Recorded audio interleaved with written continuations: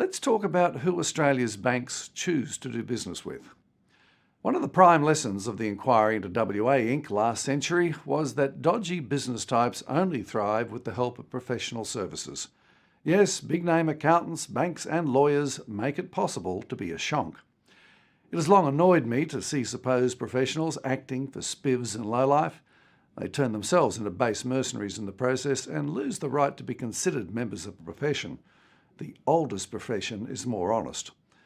But the role of banks in facilitating con men and frauds is even more interesting in light of the news that they are declining to do business with one particular and legal industry, when they seem to have no problem with all the others.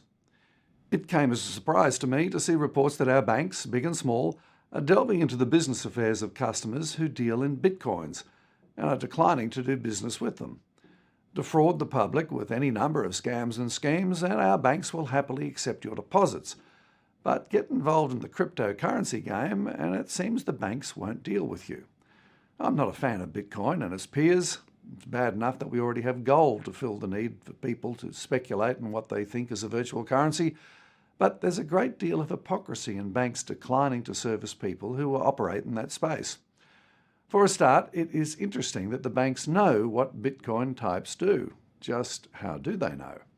And if banks are capable of snooping around their customers to the extent of knowing that they're Bitcoin dealers, why don't they take wholesale action against some of the more obvious shonks using their services? It looks like a de facto attempt to close down the Bitcoin business. Well, if Bitcoin trading is to be banned by our banks, can stamp collectors, vintage car owners and antique clock dealers be far behind? Something is not quite right about this, something that could do with an airing by APRA and the Reserve Bank. Or maybe the next time a con man uses a bank as part of a scheme to rip people off, a class action could be taken against the bank.